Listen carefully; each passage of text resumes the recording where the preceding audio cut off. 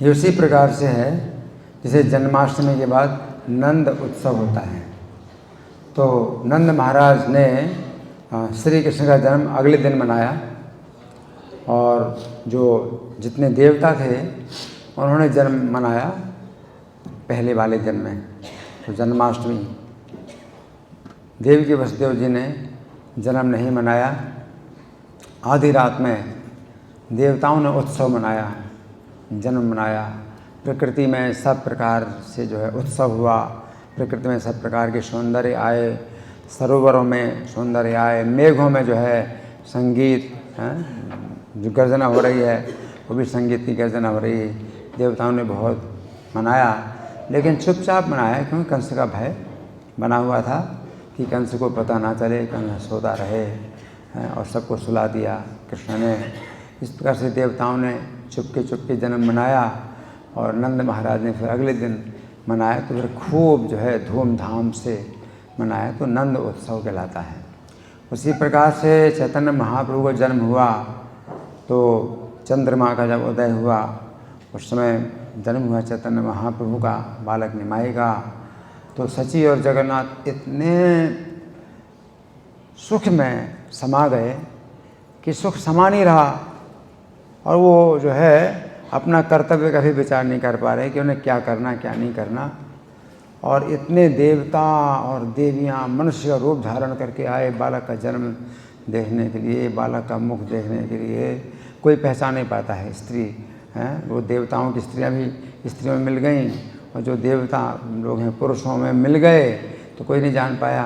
और सच्ची जगन्नाथ जो है वो उतना इस आनंद में, इतने आनंद में विभोर हुए कि उन्हें कुछ भी कर्तव्य का ज्ञान नहीं रहा।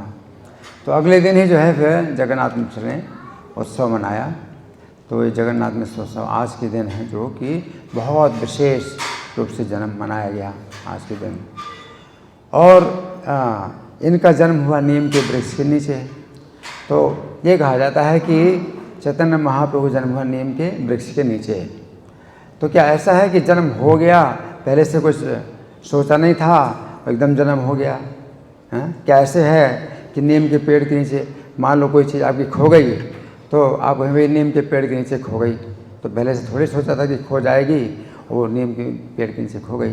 तो क्या ऐसे चैतन्य महाप्रभु जन्म हुआ कि कुछ सोचा नहीं था नीम के पेड़ के नीचे जन्म हुआ चैतन्य महाप्रभु? नहीं, नीम के पेड़ के नीचे जन्म देना है, सच्ची माता जन्म देंगी, इसलिए बहुत पहले से ही सब तैयारियां हुई होंगी नीम के पेड़ के नीचे। और जो है एक अस्थाई रूप से जो है कमरा बनाया गया होगा, लकड़ी से और वस्त्रों से एक कमरा बनाया गया होगा, उसमें दरवाज़ा बनाया हो गया होगा और उसमें केवल स्त्रियां ही प्रवेश करेंगी और पुरुष कोई प्रवेश नहीं करेगा। तो कई दिन पहले से सची माता नीम के पेड़ के नीचे ही रहीं। और इसका कारण क्या था नीम के पेड़ के नीचे सची माता रहीं? कि गर्भ के अंदर जो बालक है ये तो भगवान तो नहीं समझ रहे ना, इसलिए सबकी चिंता है कि बालक की कैसे रक्षा होगी। तो बालक की कैसे रक्षा होगी, क्योंकि उसके पहले 8 कन्याओं का जो है दिवंगत हो गई और एक विश्वरूप हैं, बच्चे हैं। तो इस बालक की भी बहुत चिंता है, सबको बहुत चिंता है। ये सच्ची माता जो है कई दिन पहले से ही नीम के पेड़ के नीचे निवास कर रही हैं कि अब देवताओं की जो है कुछ कुदृष्टि ना पड़े नीम के वृक्ष के नीचे रक्षा के लिए। और नीम के वृक्ष के नीचे जो है सच्ची माता ने जन्म दिया बालक को। और उसी वृक्ष के नीचे सच्ची माता रहीं।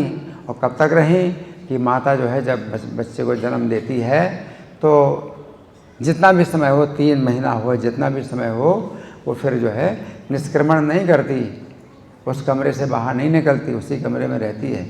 तो नीम के पेड़ के नीचे ही जो है सच्ची माता रहीं, इतने समय तक रहीं। और माताओं ने जो है बालक को नाम भी दिया निमाई। तो नाम भी निमाई जो दिया वो भी रक्षा के लिए, अब देवताओं से रक्षा हो इस बालक की। कि नीम जैसे कड़वा होता है, तो नीम कड़वा होता है तो कोई जो है कीड़ा भी जो है नीम में नहीं लगता है, क्योंकि इतना कड़वा है कि वो जो है बड़ा जो है उनके लिए जो होता है मतलब बुरा होता है।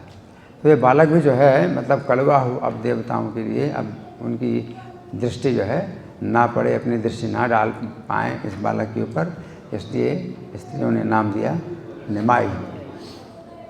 तो चैतन्य चरितामृत में बहुत विस्तार से वर्णन है कि आज के दिन, मतलब जन्म तो हुआ गौर पूर्णिमा के दिन, तो आज के दिन अद्वैताचार्य अपनी पत्नी सीता जी को, सीता ठाकुरानी को लेकर के, और कई कई प्रकार के उपहार हैं, उसका बहुत वर्णन है कि कितने प्रकार के उपहार हैं वो लेकर के आई और सची जगन्नाथ के घर में आई, तो उसका वर्णन आता है। और यहाँ 3 प्रकार के कार्य हैं जिनके लिए भगवान का अवतार हुआ। गीता में भगवान कहते हैं परित्राणाय साधूनाम विनाशाय च दुष्कृताम धर्म संस्थापनार्थाय संभवामि युगे युगे। तो परित्राणाय साधूनाम, साधुओं की रक्षा के लिए। तो नवद्वीप में जो साधु लोग थे बहुत थोड़ी संख्या थी, साधुओं की बड़ी थोड़ी संख्या थी, वैष्णवों की बहुत थोड़ी संख्या थी, और वो भी बेचारे मिलकर के अगर कीर्तन करें तो जो पाखंडी लोग थे वो जो है उनके कीर्तन की निंदा करते थे और वैष्णवों की निंदा करते थे। और ज़ोर ज़ोर से क्यों बोलते हो, ज़ोर ज़ोर से क्यों बोलते हो, मन मन में क्या पुण्य नहीं होता, इस प्रकार से बहुत निंदा करते थे। और वैष्णवों को जो है इतना कष्ट होता था। अद्वैताचार्य जो है पुकार पुकार करके जो है भगवान को बुलाते हैं।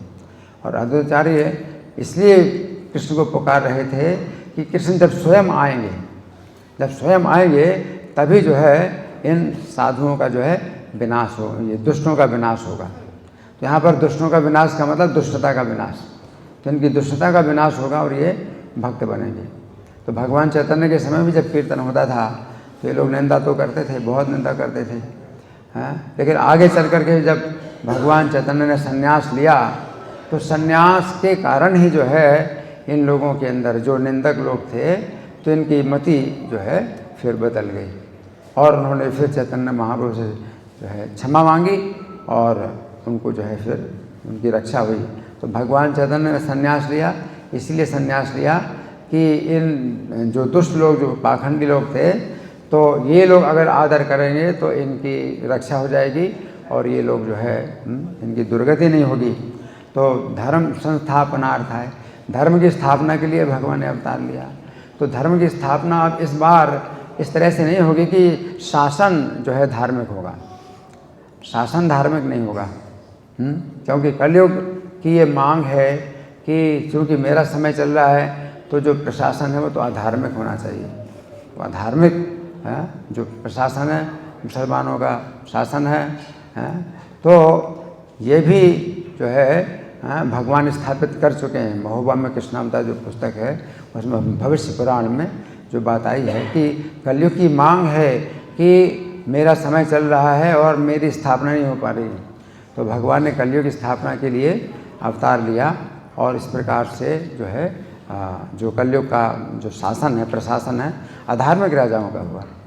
तो भगवान चैतन्य का जो है ये उद्देश्य नहीं था कि प्रशासन धार्मिक हो, प्रशासन की ओर से धर्म का प्रचार हो, लेकिन प्रशासन अधार्मिक होते हुए भी जो धर्म है वो प्रजा में, सामान्य जनता में धर्म की स्थापना हो, ये भगवान चैतन्य का जो है उद्देश्य था। तो इसलिए चांद काजी को उन्होंने केवल इतने कहा कि कीर्तन नहीं रोकना, संकीर्तन नहीं रोकना। तो तुम लोग जो है अधर्म करते हो, और तुम लोगों का धर्म ये जो है बना रहेगा, लेकिन इस अधर्म के बीच में भी मैं धर्म की स्थापना करूँगा, संकीर्तन धर्म की स्थापना करूँगा। तो भगवान चैतन्य ने जो धर्म की स्थापना की वो किस प्रकार से की? प्रशासन नहीं करेगा धर्म की स्थापना, प्रशासन जो है केवल अगर धर्म का विरोध ना करे तो भगवान चैतन्य का उद्देश्य पूरा हो जाता है। लेकिन धर्म की स्थापना कैसे होगी? जारे देखा तारे कहो कृष्ण उपदेश। अब प्रजा में ही जो है जो एक दूसरे को जो है कृष्ण का उपदेश करो, अमर आज्ञा गुरु है या तारे ही देश। तो धर्म संस्थापना आता है, धर्म की संस्थापना इस प्रकार से की। और विनाशाय च दुष्कृताम, तो दुष्कृतों का विनाश करने के लिए, दुष्कृतियों का विनाश करने के लिए भगवान का अवतार हुआ। इस अवतार में भगवान ने उस प्रकार से विनाश नहीं किया कि जैसे चक्र के द्वारा या बाणों के द्वारा शरीर को जो है खंड खंड करते भगवान, इस प्रकार से नहीं किया। लेकिन विनाशाय जो हमने गीता में व्याख्या दी है तो उसमें विनाशाय का सा अगर हम वो सर्वदा वाला बना दें तो क्या हो जाएगा? विनाशाय। नासा का मतलब होता है नाक, और विनाशा का मतलब नाक रहित हैं। तो उन दुष्कृतियों की जो है क्या कर दी उन्होंने, नाक रहित कर दिया। नाक मतलब नाक काट दी, ऐसे कहते भाई नाक काट दी, है ना। तो नाक काट दी, वो बड़ी नाक ऊँची करके जो है निंदा करते थे वैष्णवों की, तो भगवान चैतन्य ने उनकी नाक काट दी, है ना। तो उनका जो है सिर नीचा हो गया, वो लज्जित हो गए। भगवान ने जब संकीर्तन आरंभ किया, संकीर्तन ना फैला, तो फिर जो है उस समय भी बड़े जो है वो कामना कर रहे थे काजी आ जाए, अगर काजी आ जाए तो ये सब जो है भागेंगे, गंगा जी में कूदेंगे, काजी आ जाए, किसी प्रकार से काजी आ जाए। हाँ, तो ये हिंदुओं में जो है ऐसे पाखंडी लोग थे जो कि इन कीर्तन की निंदा करते थे और चांद काजी को भी शिकायत करते थे।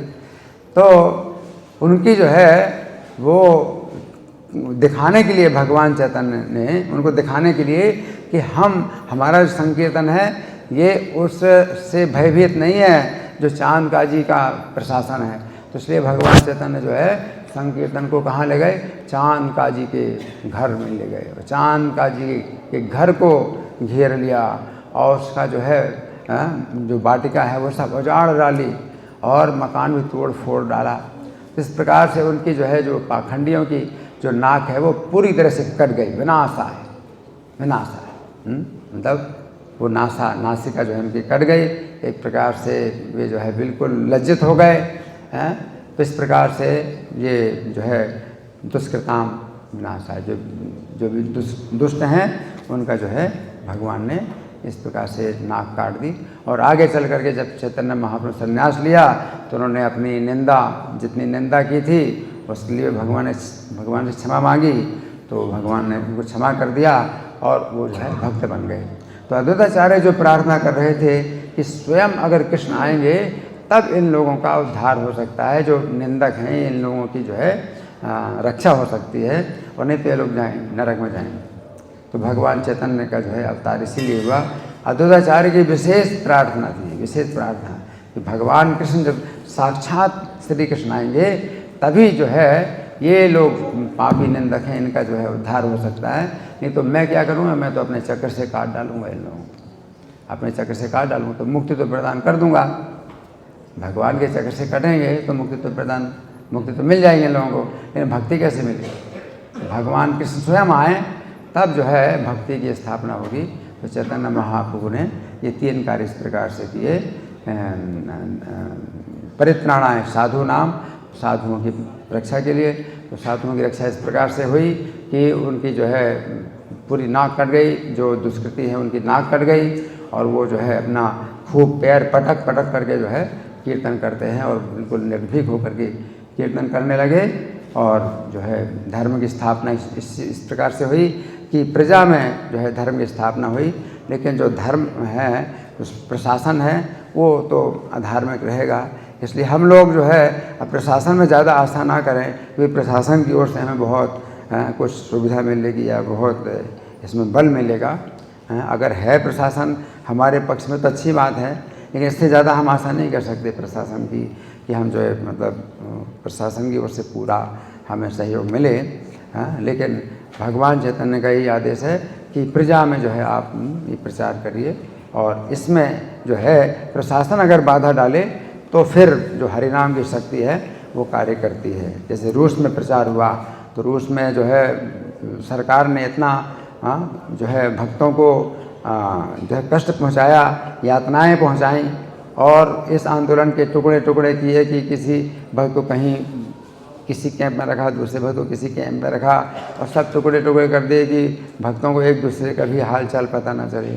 तो रूस के ही टुकड़े टुकड़े हो गए। तो परम विजय थे श्री कृष्ण संकीर्तनम। जिस भगवान चैतन्य ने इस संकीर्तन धर्म की जो स्थापना की है उसकी परम विजय, मतलब अंत में तो विजय ही होती है। और जितने जो विद्रोही हैं या विरोधी लोग हैं तो उनका जो है इस प्रकार से खंडन होता है, नाश होता है। हरे कृष्णा। श्री जगन्नाथ महाप्रभु की जय, श्रील प्रभुपाद की जय। नाक कट गई, नासा विनाश है।